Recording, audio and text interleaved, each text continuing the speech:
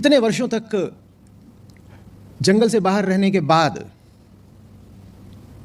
जब बुद्ध को ज्ञानोदय हुआ, भीतरी तौर पर परिपक्व हुए, कोहरा छटा कुछ, तो कहा जाता है कि उन्होंने किसी को भी कुछ कहने समझाने से इनकार कर दिया। उसके बाद जीवन और जीव कुछ उनको दिखाई देने लगे, ये बात है। पर ये जो बात उनको दिखी, उन्होंने कहा हम किसी से कहना नहीं चाहते, बिल्कुल नहीं कहना है।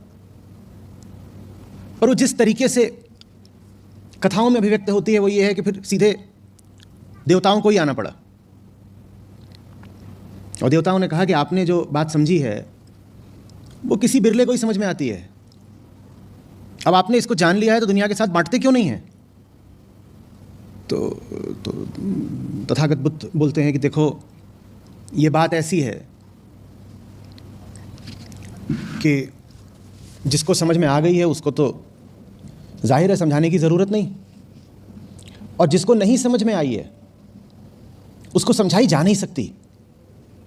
तो जो भी लोग थे जो बुद्ध से आग्रह करना चाहते थे कि नहीं, आपने जो जाना है वो सब तक पहुंचाइए, तो उन्होंने कहा अच्छा एक बात बताइए, आपने दो कोटियां बताई, एक जो समझे हुए हैं उन्हें समझाने की ज़रूरत नहीं, एक जो नीचे बैठे हैं उन्हें समझाना असंभव सा है, एक तीसरी कोटि भी तो हो सकती है ना।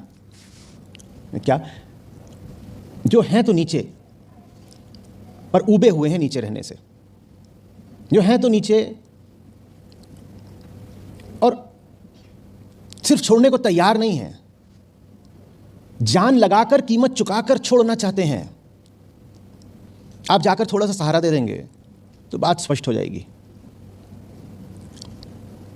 तो इस तरह की बात थी। वो फिर बुद्ध को जची, बोले ठीक है, सिर्फ ऐसे ही लोगों के लिए मैं बोलूँगा।